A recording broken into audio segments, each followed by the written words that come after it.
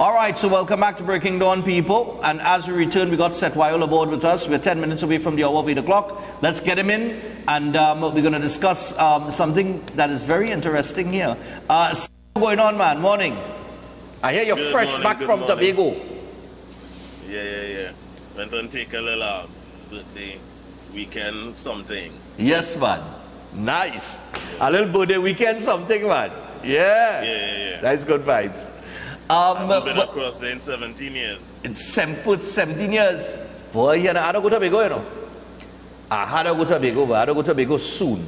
Before the end of the year, I want to go to Tobago for a little weekend. And just rock back.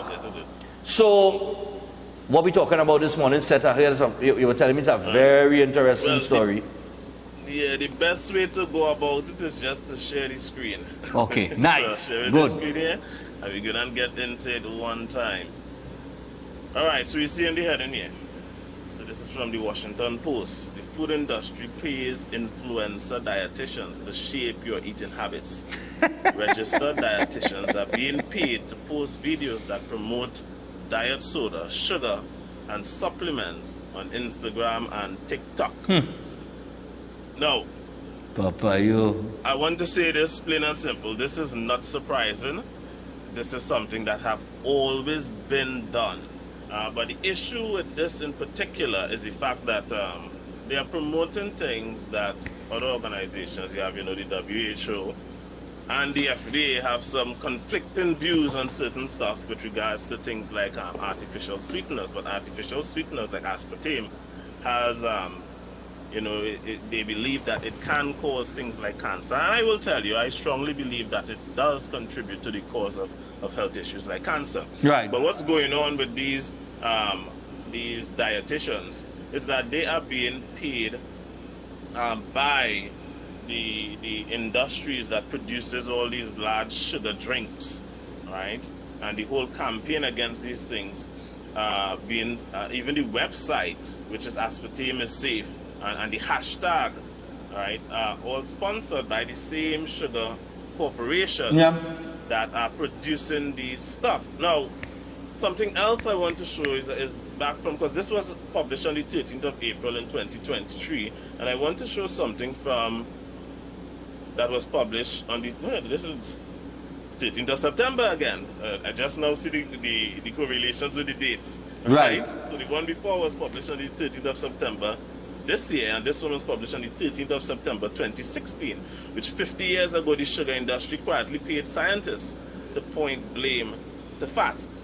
The reason why I'm showing this is to show that large corporations have always been influencing the authorities with regards to proper nutrition and health. Yep. They are the ones that have been paying and sponsoring, and these things are usually discovered decades later, right? After the damage has already been done, after billions, probably trillions have already been made in profit, after things like, because this nonsense here, what they did with regards to sugar and blaming fat is the reason why, because this happened in 1967, right? If I just, because I went through this, I think here before, I'm not going to read all of this. It said here, the article draws on internal documents to show an industry group called the Sugar Research Foundation wanted to refute concerns about sugar's possible role in heart disease.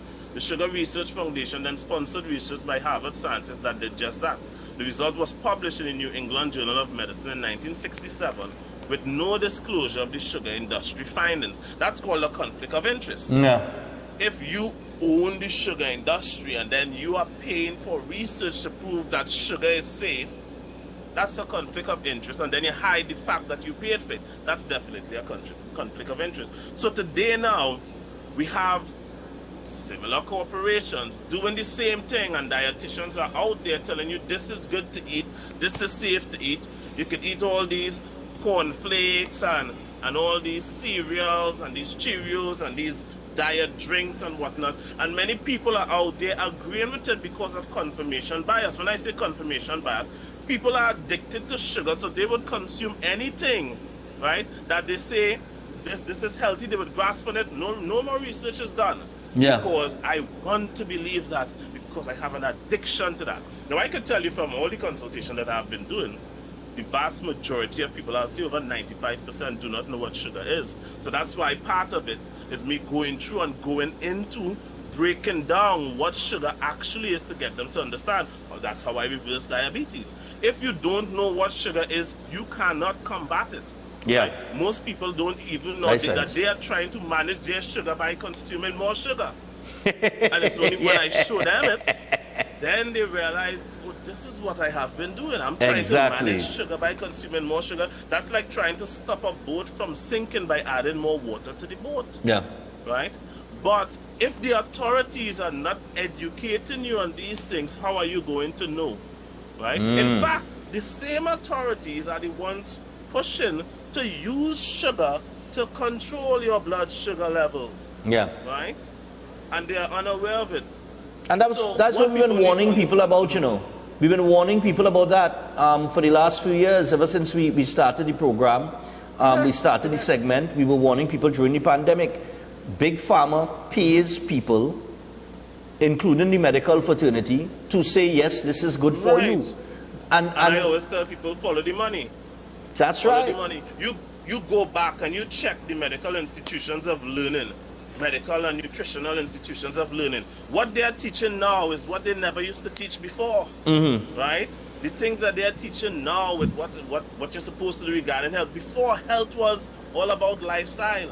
Yeah. Your food is thy medicine and thy medicine is thy food. Now today is completely eat what you want but take these pills. And a lot of people, because they are addicted to these unhealthy foods, they would take the pills. Yeah. So when people hear, I don't use pills, I don't use drugs, I don't use supplements, I don't use herbs, and I'm reversing diseases, they sometimes wonder, how is he doing that? Yeah. Because knowledge, and we have to understand, knowledge is power. What's more powerful than knowledge? Absolutely nothing.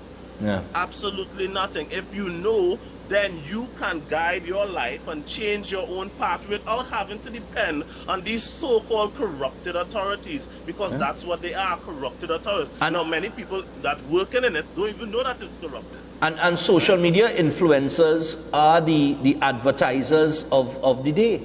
They are the faces of the name, because they command such an audience that I mean, this is the thing. They pay them hefty sums of money and say, look, put this out to your followers. And there's a reason. There's a reason why you're called a follower of a page. It's because you follow that person, and most likely, whatever they tell you, you're going to follow. Yes, and the thing is, these are registered dietitians and nutritionists. They are registered. Now they do that same thing. I've seen medical doctors put out information out there that is total rubbish, that the studies and all are totally against, but they put it out, right? So you have to look at where they look at their pocket, where their finances are coming from. And when you look at that, that's when you're going to understand. But how much people doing that? Not much people are interested in doing that, right? We want that quick fix. The audio is cut, so I'm not hearing you at the moment. No, I said that's where you hear me now. I said that's where conflict of interest, because people are always looking for the easy way out. So they will turn a blind eye to the conflict of interest because they're just looking for the easy way out. The addiction is already there. They want to justify doing what they're doing, and they're just willing to turn their back and pretend like the conflict of interest doesn't exist, and move on with their lives, and that's just how it is. But Seth, thanks a lot for joining us this morning. And for those of you, of course, if you want to book an appointment for a consultation with Seth, give him a call or WhatsApp him on 761-1952 or 279-3935. Those are the numbers you will get him on. Make that call today and make that connection today and get started with reversing your disease instead of managing it. Seth, thanks a lot, man. Thanks for having me. Yeah, man, important information as usual. All right, so that's Seth while aboard, always important information. And that's what happens. Conflict of interest, only pay attention. Follow the money.